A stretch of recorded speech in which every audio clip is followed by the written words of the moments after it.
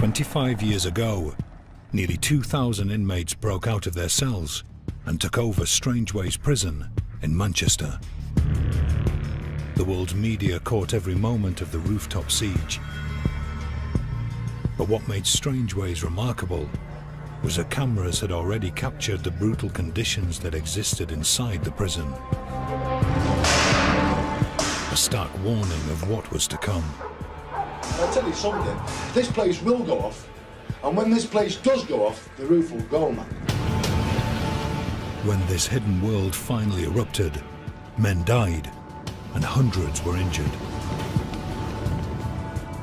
Now, for the first time, the riot leaders, the inmates who followed them, and the prison officers who fought them take us inside Britain's toughest prison riot.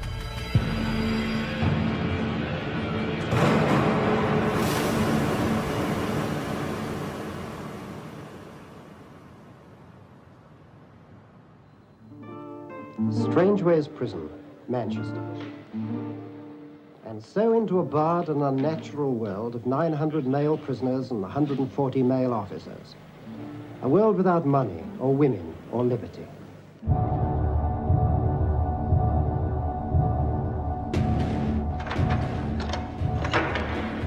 You've got to understand that the people who were training you probably joined the prison service just after the Second World War. And they were trained by people who joined just after the First World War. And they were probably trained by people who joined after the Boer War. So the standards that applied were the standards that applied 50, 60, 70, perhaps 100 years ago. What were those standards, Dave? Discipline. Simple as that.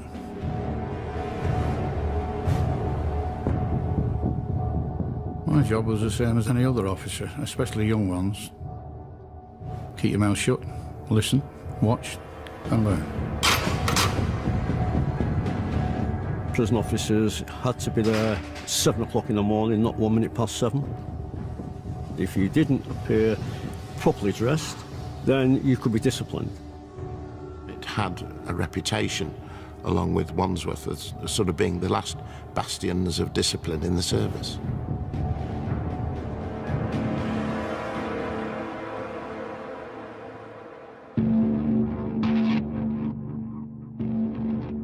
Strangeways was Britain's largest jail, a dark star hidden behind vast Victorian walls in the heart of Manchester. The prison was designed on a Victorian design. If you were to look right down from the top of the rotunda, you would see the prison centre, which would be the hub of the wheel. Off that centre were the 5 wings, A, B, C, D and E.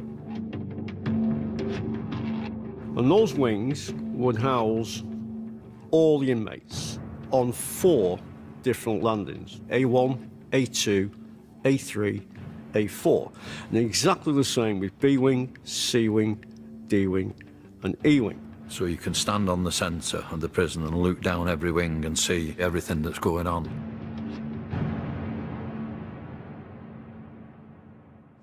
When you get up these stairs, I want you to stand round the iron grid and wait there. This is life in a local prison, as it actually happens today. In 1980, the hidden world of Strangeways was revealed when a documentary team filmed life inside the prison. Call your name down. I want you to go down onto A2 and stand outside your cell. It was a mammoth of a place. It was kind of Dickensian. For a young boy, you know, 15 and a half, 16 years of age, it was quite gruesome. Black slip-on shoes, blue jacket, pinstripe. I was 20, you know, a small, young man. When you're a young offender, you go through the reception stuff. You drop your trousers right down. You're stripped, and they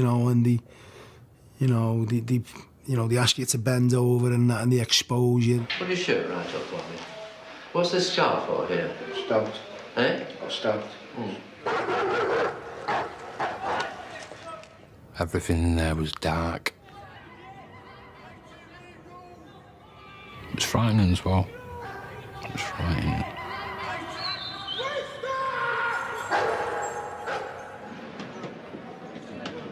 It was known to the locals as the Big House. We are the only hotel in Manchester that is always a 100% full. I hope, it's off to where we go.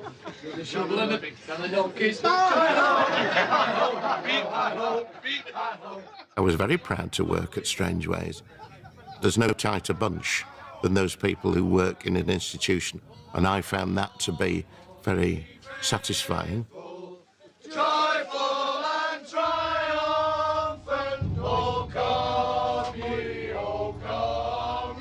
to bed. But Strangeways was struggling to cope with the rising tide of prisoners coming through the gates. Built for 900 men, Strangeways now housed 1,500. Undoubtedly, the pressures and tensions of imprisonment are increased when 2 or 3 men share this living space, a cell devised in the Victorian age for 1 man. We had a previous governor who once labelled it as a human warehouse. He's right, really. It was a human warehouse. 3 inmates had to share the toilet facilities in a cell, which was a chamber pot. Like a plastic bucket, right, with a lid on, if you're lucky, where you shit and you piss, and it's in your cell with you. It wasn't very nice if you're wanting to defecate and your cellmate's, you know, in the cell, and he has to experience the stench of that. Seems absolutely barbaric, but in those days that was normal, and you just accepted it and got on with it as a way of life. Prisoners were allowed just 1 hour's exercise a day. For the other 23 hours, the men were routinely locked back in their cells. Tension, anger, frustration. The added problem of overcrowding rising to alarming proportions has also increased the threat of insurrection. Dismiss! This is a Victorian prison in 1990 that's still acting and treating people like it's Victorian times.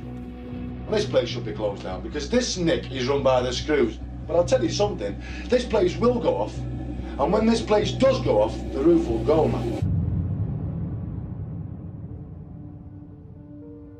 Into this powder keg stepped an idealistic young governor, Brendan O'Friel. He had a reputation as a moderniser. The big issues were we had far too many prisoners and not enough cells, things for them to do.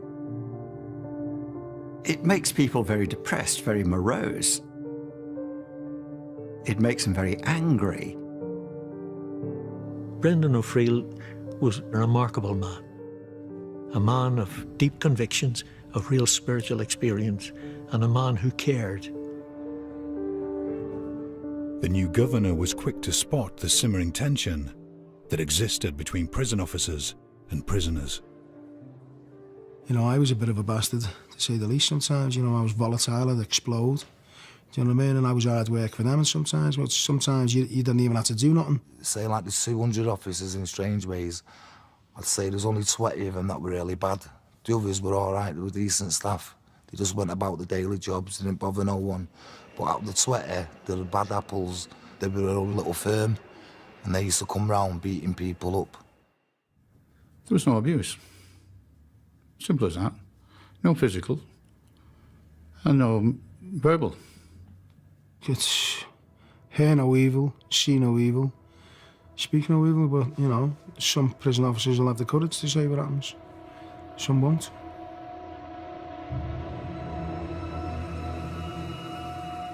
Prisoners on occasions can be extremely difficult, extremely objectionable, and staff are rightly, on occasions, very cautious about prisoners and sometimes get very cross about them.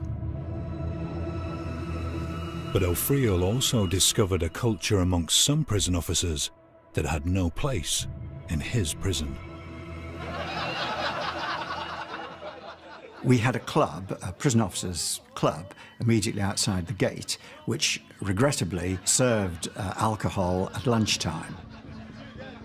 It meant that in the afternoon there was the danger that some staff would return to duty having been drinking.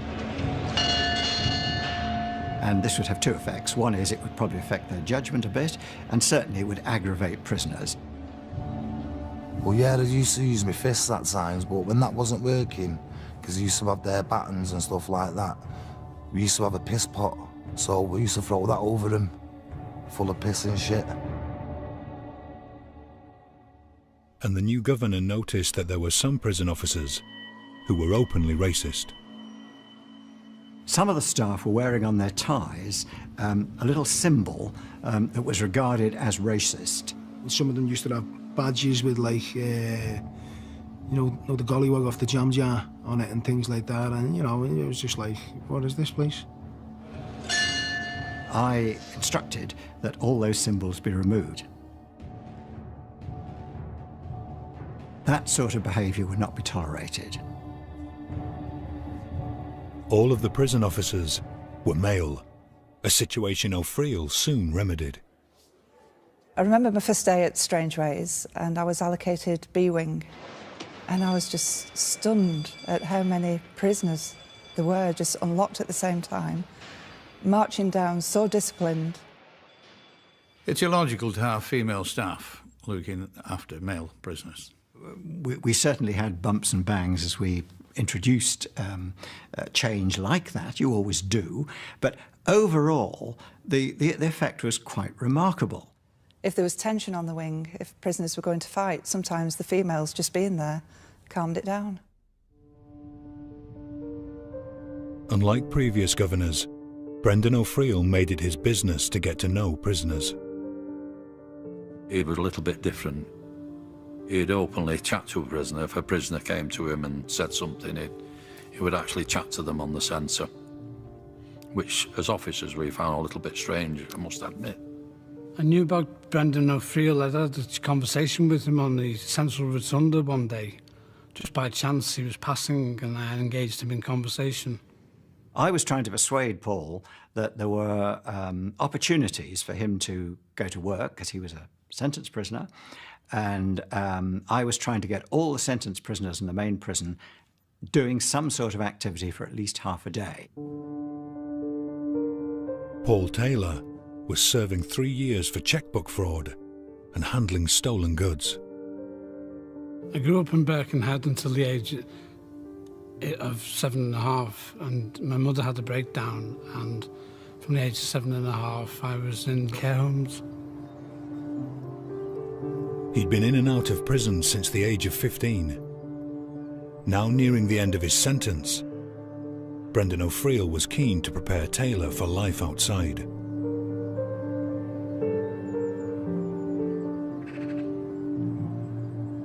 It's where I come to contemplate life. The rocks in Birkenhead Park. I liked schooling, you know, the power of the written word.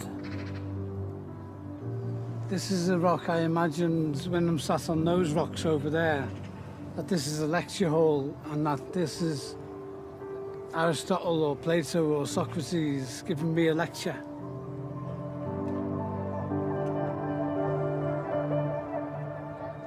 Welcome to Strangeways, first of all. The governor of Strangeways today admitted he'd initially been daunted by the arrival of prison inspectors, but his fears were largely unfounded. O'Friel's approach began to pay off. Strangeways got a good report from the Chief Inspector of Prisons. When it came out, I was extremely pleased because he did the two things I wanted. First of all, he praised what we had done so far, but he also pointed out we had a very long way to go and we were in serious need of major capital investment. Despite O'Friel's progress, Strangeways was still taking in more and more prisoners. In February 1990, Alan Lord, a convicted murderer with a fearsome reputation in the prison system, arrived at the jail. Alan Lord was a life sentence prisoner, and as a life sentence prisoner you always treated these people warily because they were in for a capital offence. Lord had been moved from prison to prison. I knew him because of his history, a violent prisoner, bodybuilder, potential to be very dangerous. Lord knew Strangeways. He'd begun his life sentence there, and he bore a grudge. I was 19 years of age. Just as I was entering the cell, one of the screws punched me in the back of the head and said, "You murdering black bastard." I decided that once that door was opened again, I was coming out fighting.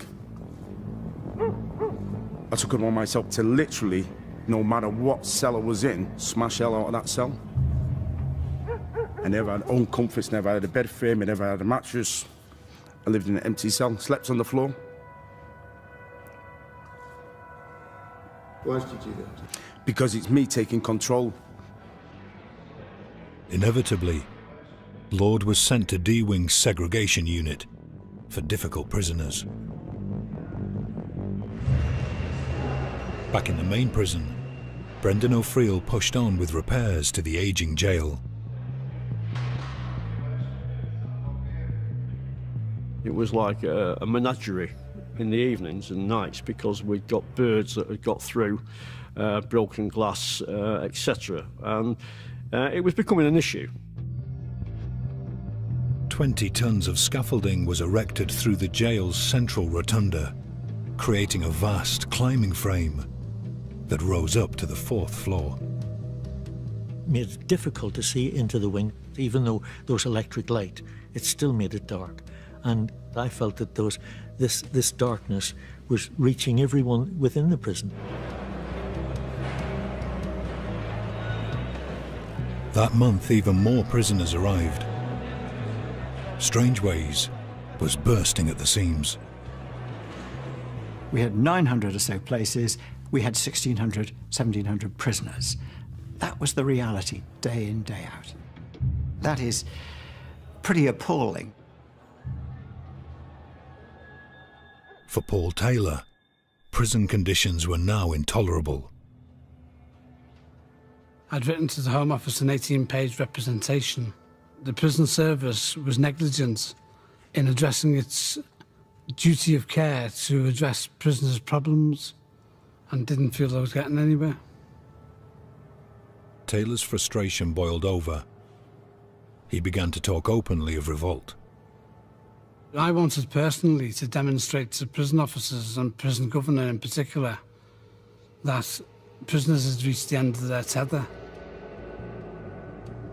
Taylor was sent to the segregation unit to cool off. It was there that he first met Alan Lord, during their 1 hour of daily exercise. We were able to walk side by side. We just magneted towards each other, like we're on the same wavelength. We said that people have to stand up for the rights, because this cannot be the situation in this century. Together, they hatched a plan.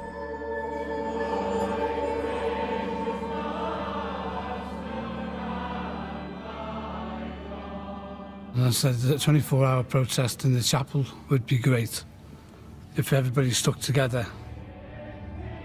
The chapel was the one place in Strangeways where large numbers of prisoners were allowed to gather. I was going to make a statement on the stage, and if prison officers came in force to try and break it up, we might retaliate.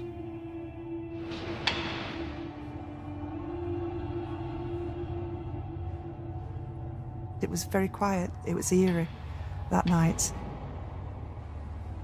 When I was doing my rounds, the occupants were wide awake, just laid on top of the bed, which was unusual, you know, but they're usually asleep.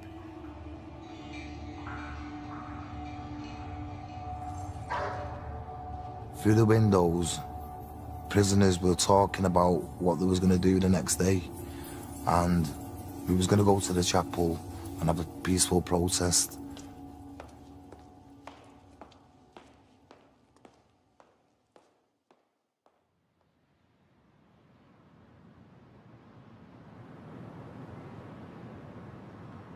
On the Sunday, I was late for the first time in my life. When I arrived, the senior officer said to me, "We're short-staffed. I'm putting you in the chapel as extra staff." So I thought, well, at least I've not got a rollicking. They shouted for church, so I'd done my bit of cleaning what I had to do, and got on the line for church. By 10 o'clock that morning, more than 300 prisoners had filed into the chapel. When the prisoners came in, there was a certain amount of tension. I was seated at the back because I was on the punishment cells. So the punishment cells and the category A's, we all sat together at the back. Well, Noel started the service and everything was going sort of pretty well. I was enjoying the service. They invited an army chaplain in, and I enjoyed his testimony. I think he was preaching from St. Paul's Gospel, something like that, and he was calling them all sinners. And I thought, just get off, mate, you know, quit. Suddenly, Paul Taylor got to his feet and ran from halfway up the chapel, down the steps, and rushed to where the choir had their microphone, and grabbed it and began to harangue the audience. Prisoners had reached the end of their tether, that they'd had enough, that they weren't willing to put up with barbaric treatment by prison officers anymore. I distinctly remember Proctor waving his arms about in front of the altar like, "Come on, lads, cool down, this is not the way to behave." He started pulling on the microphone lead to try and disconnect us. I pulled it so hard that I hit myself in the eye with it and gave myself a lovely black eye. I saw him put a balaclava on, take 2 chair legs out of his jeans, and I thought, game on, here we go. And then he just said, "Right, lads, we've heard enough," and the whole place just...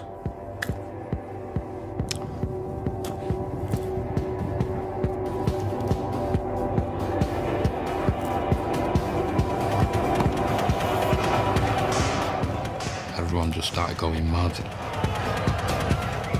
Anything that could have got damaged was getting damaged. Everything was in a pile, in the middle, kind of thing, like a bonfire. It was payback time. And I'm not saying it's right or wrong, but, you know, you kick a dog down, eventually going to bite your back, and that's exactly what they were doing. All we could do was hand it over to God and say, "Lord, you're in charge here, you sort this out." I remember pulling one colleague out by his trousers, and he said, "They've got my keys." And I said, "Forget your keys, mate, let's just get out." And I said, "I'll have those keys." And we opened the back of the chapel doors, and we flooded out onto the landings, and prison officers weren't up for the fight. They just retreated. In Strangeways, all cells were opened by a single set of keys. Paul Taylor now had access to the whole prison. I opened up all the prisoners who were still locked up in their cells, saying, "Exercise, you know, slap out." My intention now was to go to the rotunda where there was construction going on with the scaffolding from the ground floor up into the top of the roof, which was 80 feet, and my intention was to get on the roof. So I managed to scale across to the end, and eventually when I got to the end, I stood up.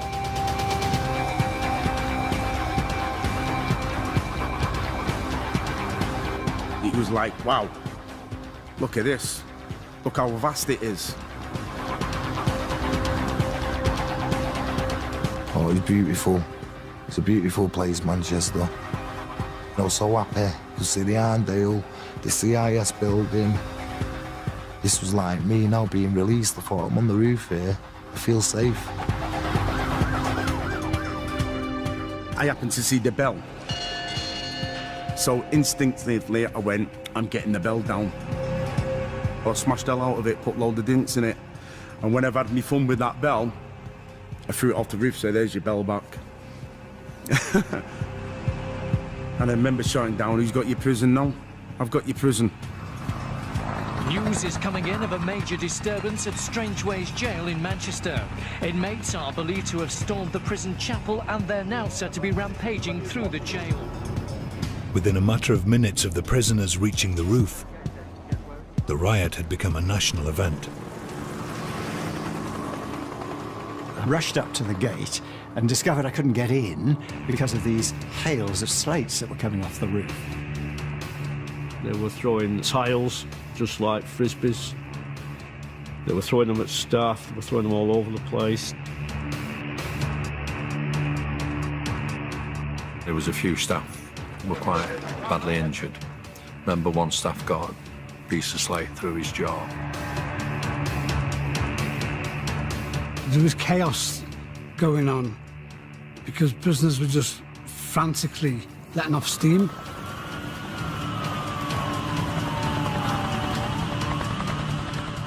They were pushing coping stones off the top onto the control centre, so it was a bit hairy. But the cameras couldn't see what was happening inside the prison. Housed on E and C wings were inmates charged or convicted of sex offences. Rioters ripped doors off their hinges to get to the men. People were saying these are nonsense, these are sex offenders, you know what I mean? And they were just beating them. And they'd have them in, like, there was a cupboard that was like a freezer. And they'd have them in there, and they'd have them locked in there, and they were bringing them out one at a time. I'd seen a few of them hit with iron bars. It was just like a wild pack doing things, and people were just joining in. I want to locate a particular prisoner who'd come in that week for attacking a 6-year-old girl, attempted rape of a 6-year-old girl. And we went up onto that landing and we found the cell that he was in. And we entered that cell and I did punch him twice. And prisoners set about him with sticks. And he was dragged from the cell and his face was pushed into the railings. And then he was picked up and thrown over the railings. But he grabbed hold of the railings so intensely that it required, you know, hitting his fingers with a stick for him to let go. Tables, chairs, everything went over on top of him.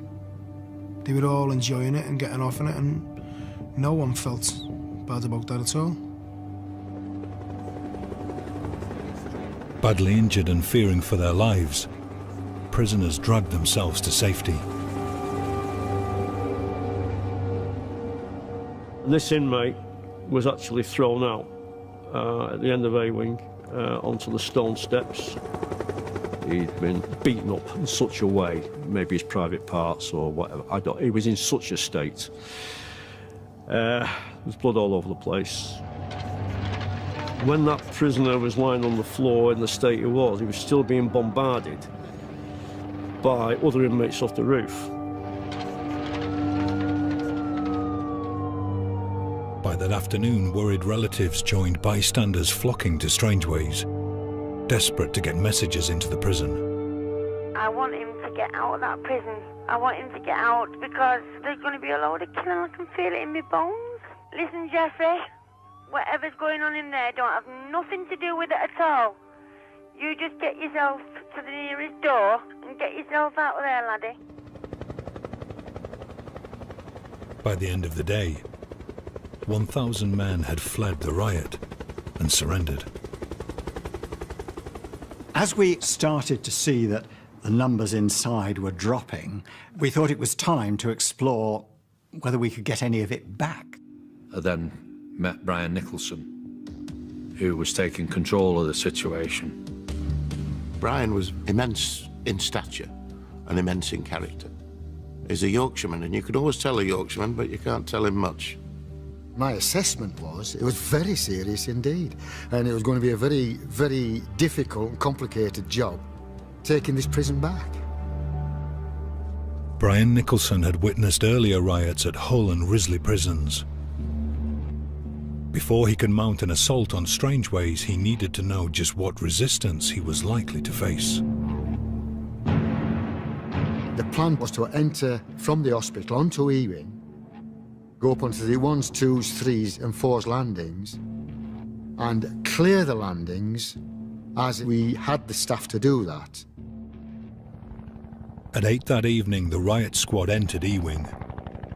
The power had been cut that day by prisoners. Strangeways was completely dark. I was on the roof and the call went out that they're trying to get into Ewing. We managed to get onto the landings quite well.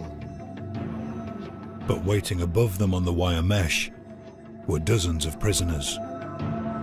Armed with scaffold poles they'd taken from the central rotunda. Then all of a sudden, it just broke loose, yeah? Prisoners filled the wire and were driving scaffolding poles, were driving them through the wire down onto us. Some of the scaffolding poles that are getting launched through the netting at them, hitting the shields, buckling them, smashing through the legs, causing a lot of injuries to them. I think they were trying to kill us, no doubt about it. I think they would have liked to have killed us. I wasn't personally brandishing anything. I was just stood there with my hands behind my back, watching proceedings.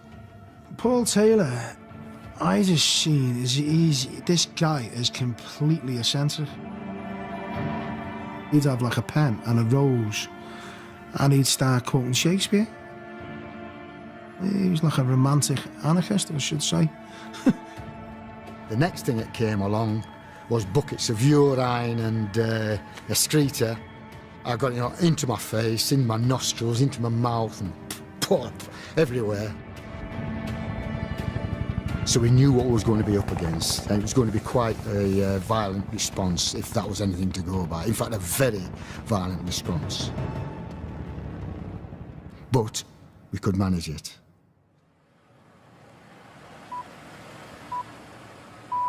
After more than 20 hours of disturbances at Strangeways jail in Manchester, up to 250 inmates are still on the loose in 5 of the 10 wings.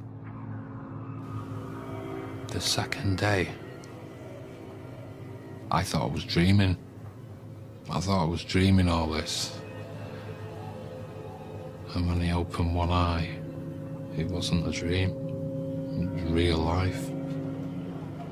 It's known that more than 50 people were injured yesterday, but reports of up to 12 deaths are still being described as speculation by the Home Office. I was taken aback by that because I thought, that's wrong. That's wrong. We checked to see if anybody had been hanged or anybody had been killed. So we put a banner up on the roof saying, you know, no dead. But the rumours of dead inmates persisted, and the world was watching. The pressure grew on Brendan O'Friel to act.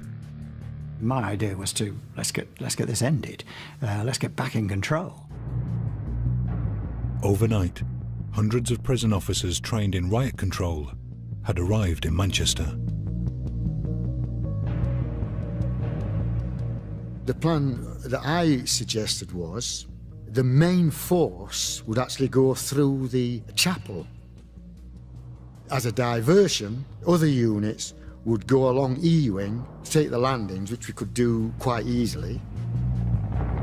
The helicopter was going to sweep the roof, forcing the inmates to lie flat.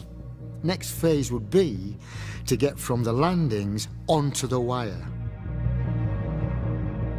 The prison officers were then going to go up through the roof space internally, retake the roof. We're still very uncertain about all sorts of things, but nonetheless, prison services let me have 400 staff, all kitted up. Well, unless they're going to just stand there and do nothing, what are they there for?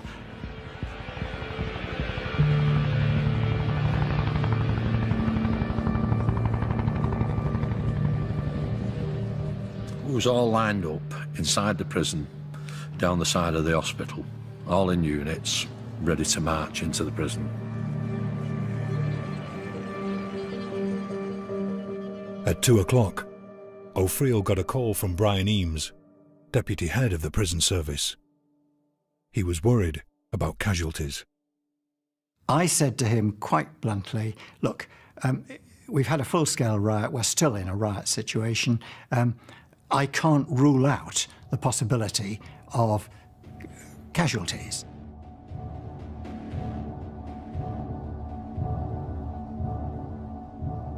I was on the roof and I saw a mass of prison officers coming through the gatehouse into E-wing section.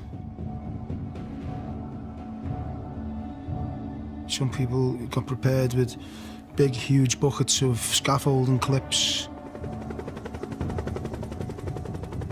People were making makeshift shanks.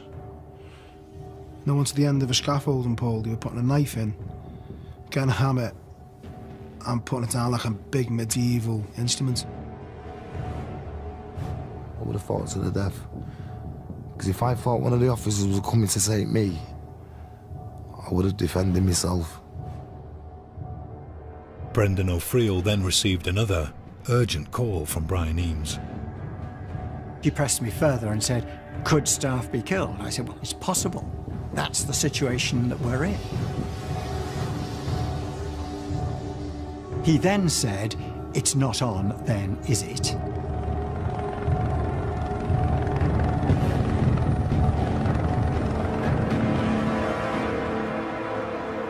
What? You must withdraw.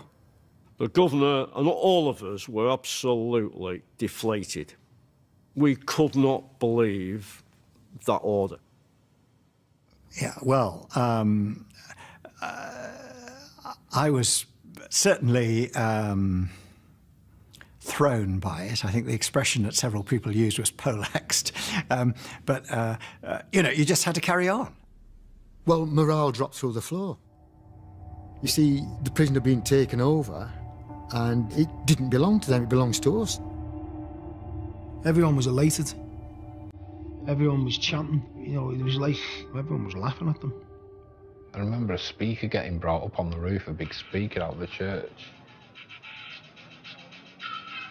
There was a song on at the chart at the time, Snap, I've Got the Power, you know what I mean? And people were playing it full blast. It was like a party within the prison. People dancing around.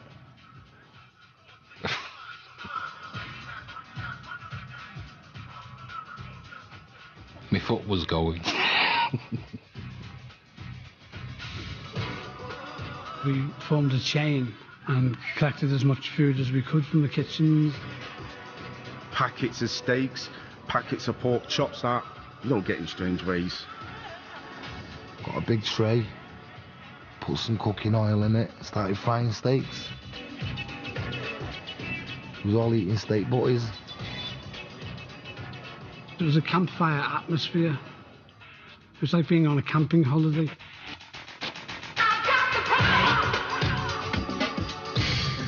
It's a complete release of all the stresses and worries and anxieties that you're actually feeling safe amongst this big crazy storm.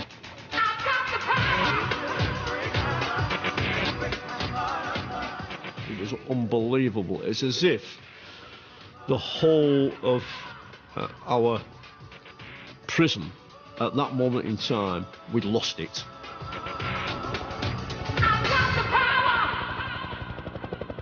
It's no longer a riot, it's a siege. Dawn this morning, and the powerful beam of the police helicopter overhead picks out prisoners on the rooftop. With the world's media now camped outside the walls of Strangeways, Paul Taylor and Alan Lord were centre stage. You couldn't be too lax about it, you couldn't be too jovial about it, because then the whole incident becomes trivial and nonsensical. And that's what it wasn't about now. This was a golden opportunity to actually put under the microscope the prison system. This prisoner claims he started the protest, but says we didn't want a riot. At no time did anyone have any willful intention in respect of the very fast a riot situation developed. I just wanted the public to know that prisoners' treatment at the hands of the prison service was immoral. I wrote a 7-page representation, and I went onto the rooftop and I started broadcasting it. I got 4 pages into it, and then they started drowning me out with sirens. And I thought, okay, so you can play clever here. And I thought of the classroom, and I went down to it. I ripped off the blackboard, found the chalk, went back up. There's nothing they can do now. The message is getting out even worldwide now. It's not about that now. It's about pen on paper, but chalk on blackboard.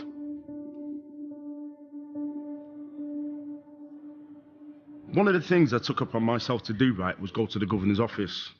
And I found 2 books in that office, and one was the Stoppage of Letters book. The book detailed letters that had been stopped by the prison's censor department. And what it was, young prisoners getting a beating, a slap round the ear off a screw, so he's complaining to his family. There was a camera crew across the way, and I held up the book, the front cover, so he put his thumbs up like that. Then I'm quoting chapter and verse on the board for the rest of the press.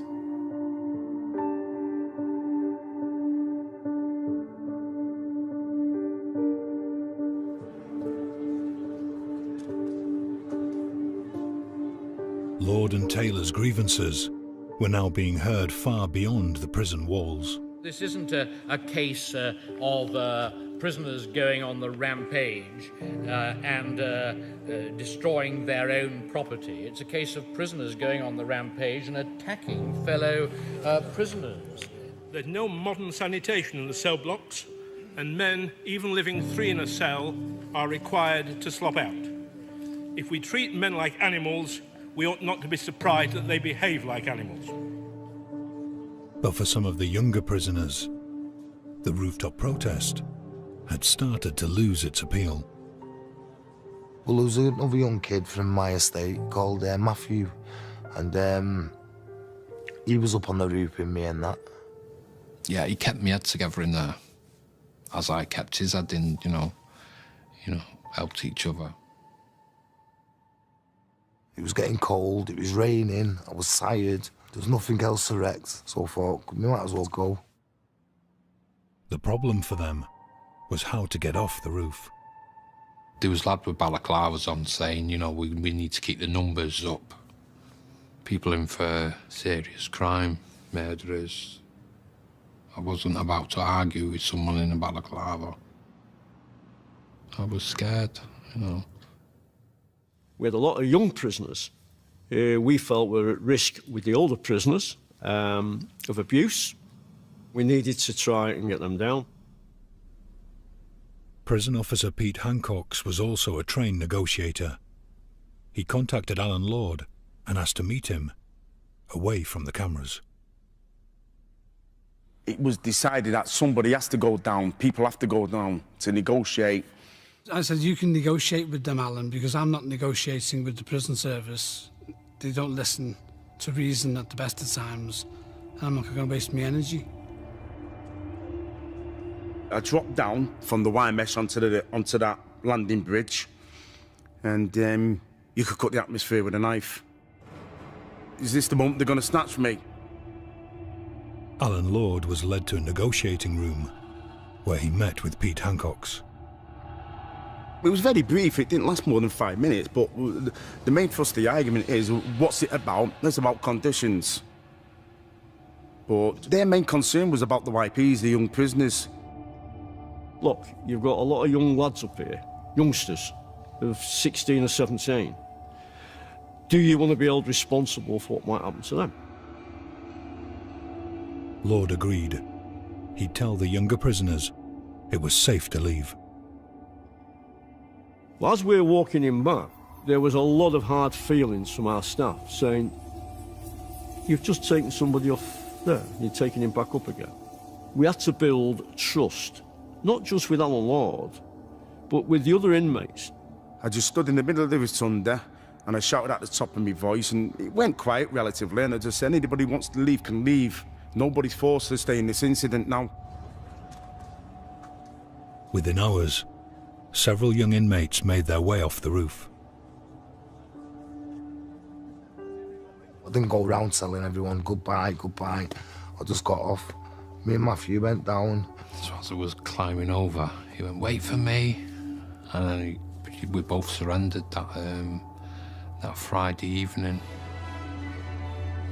Fewer than 25 prisoners are left on the loose tonight in the ruins of Strangeways jail. The authorities say those that are left are the hardcore of the hardcore.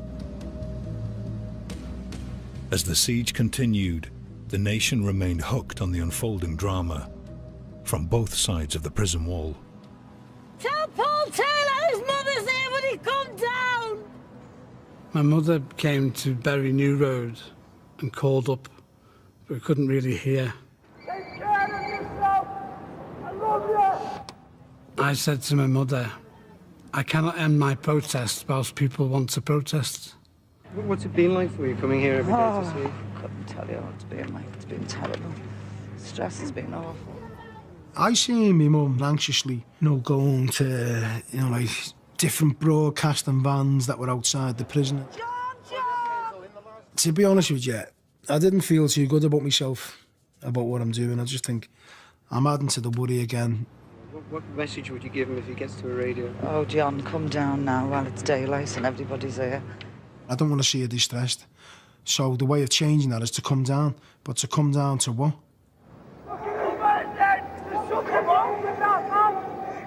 Some screws were just openly in all the riot gear just saying to us that when you come out of here, you're fucking dead.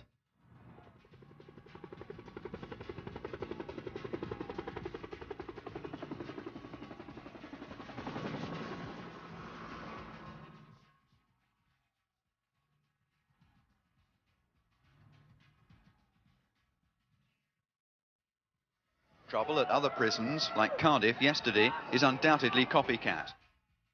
News of the riot had reached other prisons.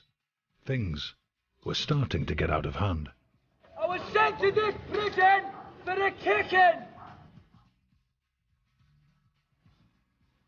Day 13 of the siege, and a hardcore of 10 prisoners remained on the roof. A change in strategy was needed. By this time now, the psychologists had moved in. They decided that it'd be a good idea if they get these female officers. So they'd be shouting up towards Alan Lord and be saying, Alan, Alan. I love you, Alan. Alan, I love you. Paul, I love you, and all that, and acting stupid more or less. We were cooking bacon, so we'd get the smell of the bacon coming up to them, and they'd think, oh, that bacon smells lovely, we'll give ourselves up. When we had plenty of food anyway. They knew it wasn't, it wasn't good. I think staff were quite happy because they ended up with a bacon sandwich.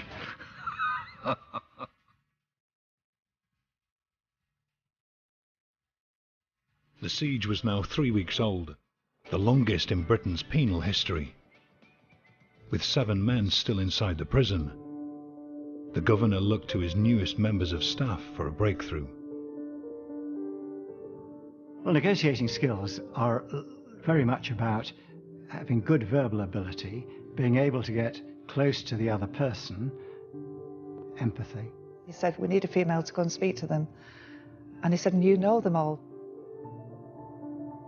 The man Lisa John knew best was Alan Lord. We'd heard rumours that he was actually sleeping on the landings with a noose around his neck. If the staff had tried to enter the prison, he was going to throw himself off the landing.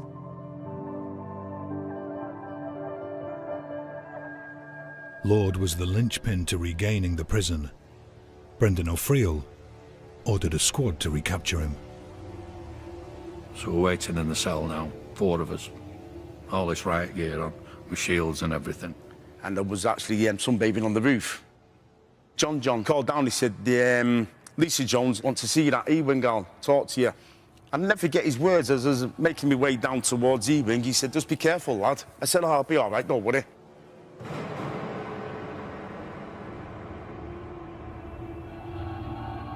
I'm thinking about how's he going to fight? Is he going to give us a good fight? And we're going to struggle with him. Big, powerful man. I've dropped down onto the ones. And I must admit, through my own complacency, I didn't see it straight away. And he went to the gate to speak to the negotiators. So off we went. We're off out. And I'm looking over, and then I seen, you know, groups of screws all together in riot gear come and rush him. And I ran at them, hit the shields and all that. Within seconds, they got hold of me, wrapped me up, and... That was his moment of glory gone now. I just got up to the roof dead quick and let the lads know. We have succeeded in returning one more prisoner to legal custody. Alan Lord was gone. The men left on the roof went on the rampage. Strangeways was ablaze this afternoon. Large fires started deliberately in the jail's sea wing by rioters infuriated by the governor's announcement that one of their leaders had been captured. I was upset that they'd taken him the way that they did. You know, that Alan had been captured when he was a negotiator. Having set the jail on fire, they attacked the fire crews called to tackle the blaze.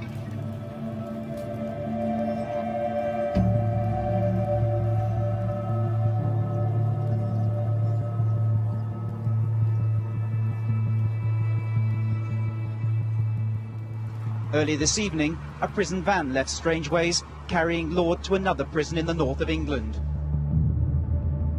Lord's capture meant Brendan O'Friel now had the support of the prison service to retake Strangeways.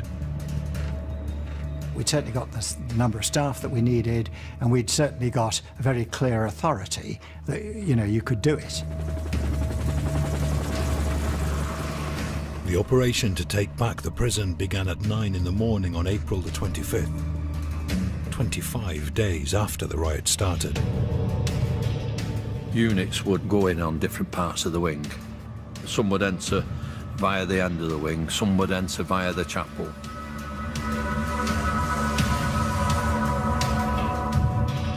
"23 minutes later, the riot teams had reached the prison roof.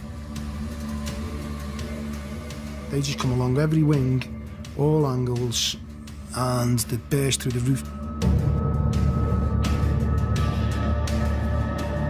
We broke the roof out, we're chest high. What are you going to do now?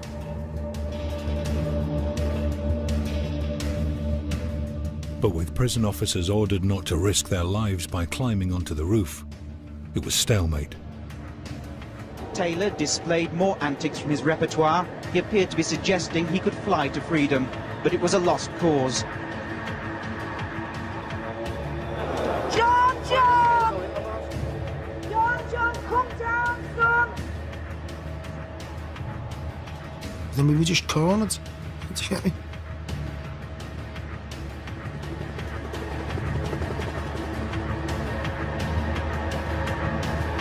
Major spectator event. Apart from anything else, there are literally hundreds of people gathered around the prison wall watching this remarkable event unfold. Hours into the final assault, the prisoners were still holding out. Taylor was still trying to mock the authorities, despite almost being knocked off the roof by a jet of water. Finally, at 6 that evening, the men made a decision. Back quickly now to Strangeways jail in Manchester live, where the siege is ending as we speak. There was no surrender. We just actively responded to our family's wishes. Taylor agreed to come down, but only in full view of the television cameras. And there they are, into the bucket. As soon as I put my foot on that cherry picker, I just felt terror. And I just knew that there was going to be a huge price to pay, possibly for the rest of my life. and the 5 of them climbed in, and they were giving gestures to the press as if they were absolute bloody heroes. One of them, he was saying, "Get that mask off that ghost bastard. Let's see his face," you know what I mean?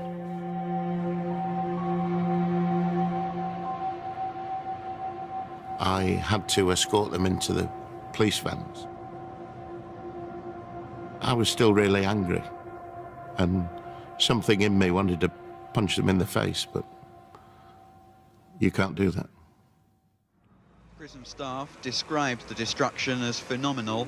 These pictures show they were not exaggerating. It was sheer vandalism. It was, in my view, and I stand by that, an explosion of evil. It was as if our whole professional world had been taken away. I stood in the hub of the prison, looked around. Not just me, but 2 or 3 other staff were there. And we were in tears.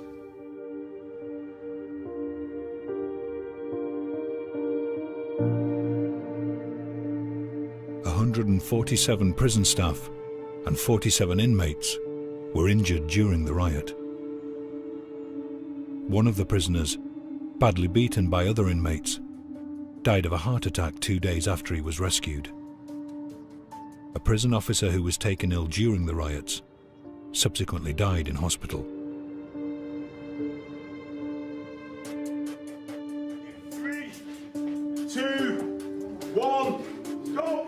For his role in the riot, Alan Lord had a further 10 years added to his sentence.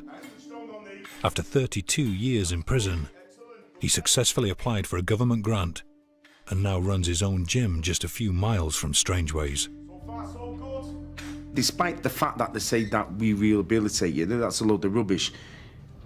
You rehabilitate yourself as a human being. There's only one person going to change, and that's yourself. Paul Taylor was also sentenced to a further 10 years in jail.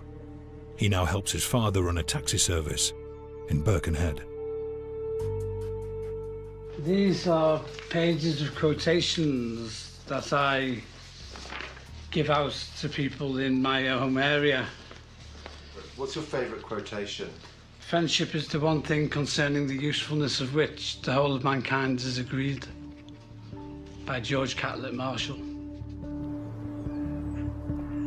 My family suffered. I suffered.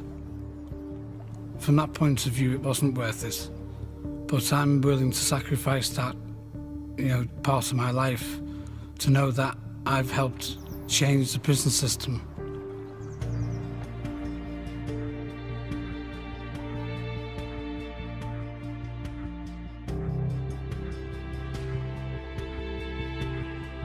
Some beautiful quotations for you to enjoy. There you go. You're welcome.